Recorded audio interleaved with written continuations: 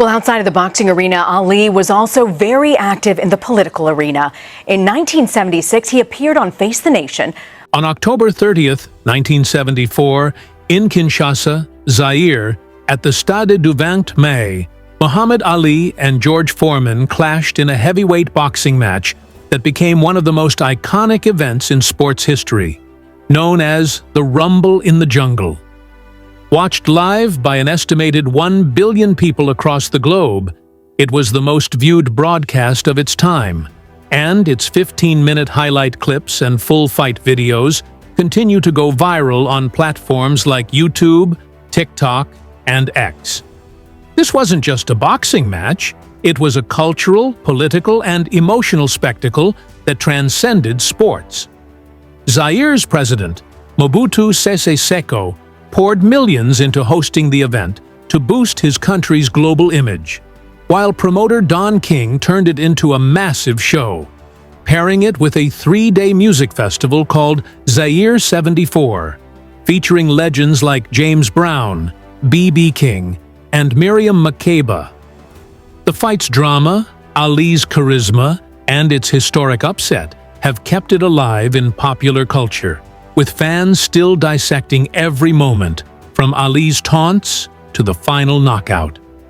Muhammad Ali, aged 32, entered the fight with a record of 44 wins and 2 losses. Once the undisputed heavyweight champion, he was a global figure known for his lightning-fast footwork, razor-sharp jabs, and larger-than-life personality. In 1967, Ali was stripped of his title and boxing license for refusing the Vietnam War draft, citing his Muslim faith and moral objections to the war. After a 3.5-year exile, he returned in 1970, facing a grueling path back to the top. His loss to Joe Frazier in 1971, dubbed the Fight of the Century, was a setback, but Ali's hunger to reclaim the heavyweight crown was unrelenting. By 1974, he was a seasoned fighter, but many doubted he could overcome the seemingly invincible George Foreman. Ali's charm and wit, however, made him a fan favorite, and his ability to manipulate the narrative around the fight gave him an edge before the first bell. George Foreman, at 25, was a force of nature with a perfect 40-0 record, 37 of those wins by knockout. A 1968 Olympic gold medalist, he won the heavyweight title in 1973 by demolishing Joe Frazier in 2 rounds, knocking him down 6 times in a display of terrifying power.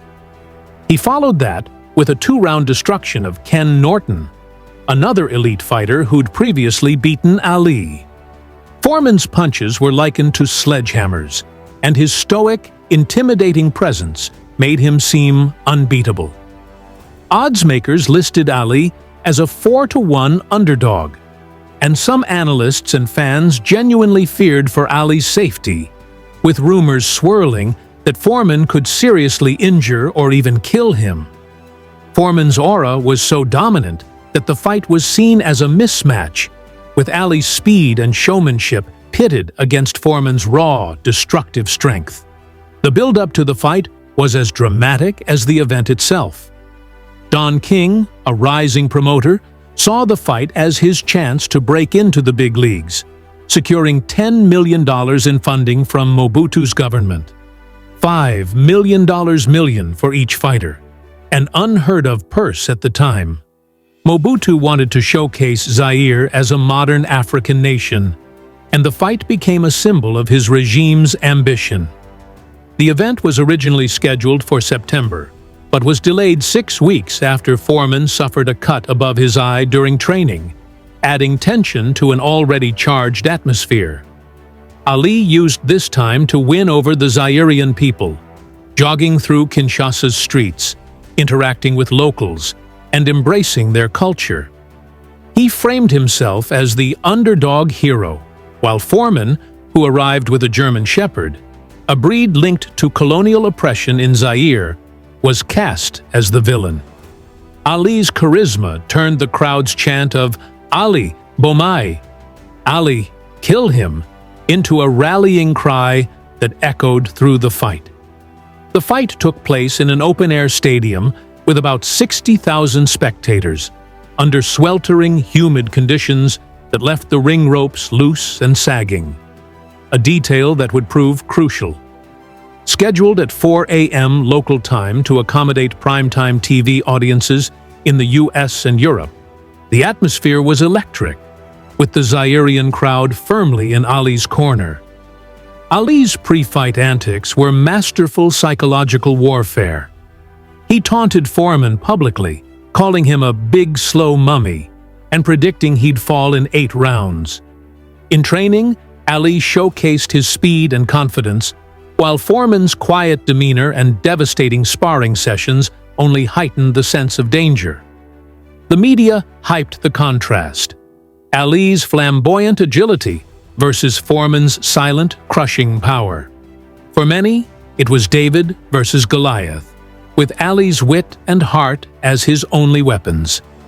When the fight began, everyone expected Ali to dance around the ring, using his speed to avoid Foreman's bombs. Instead, Ali shocked the world with a strategy later called the rope-a-dope. From the first round, he retreated to the ropes, leaning back to absorb Foreman's punches, while covering his face and body with his arms. The loose ropes helped Ali sway out of harm's way, minimizing the impact of Foreman's blows. Foreman, known for ending fights in 2 or 3 rounds, unleashed a torrent of heavy punches, targeting Ali's body and head. Ali, unfazed, taunted Foreman relentlessly, saying, "Is that all you got, George? And you're hitting like a sissy." These taunts weren't just for show. They were designed to frustrate Foreman, goad him into throwing more punches, and tire him out.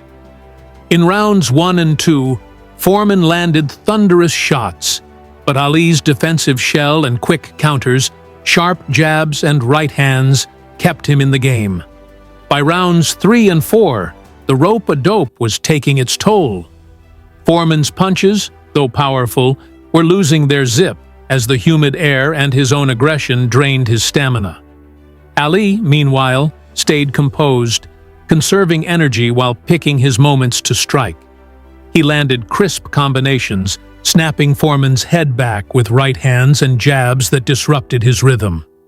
The crowd's "Ali Bomay" chants grew louder, creating a surreal atmosphere that seemed to lift Ali's spirits. Foreman, who'd never fought past 4 rounds in recent years, was entering uncharted territory. His frustration was visible.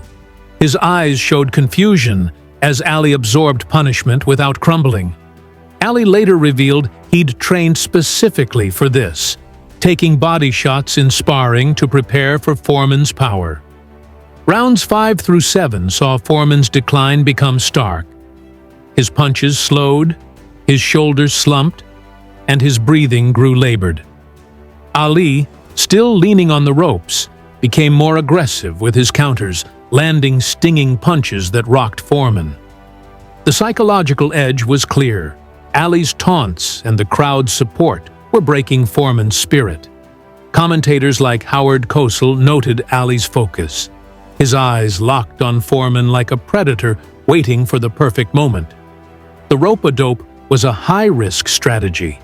Ali took real punishment, especially to his body, with some estimating he absorbed over 100 punches.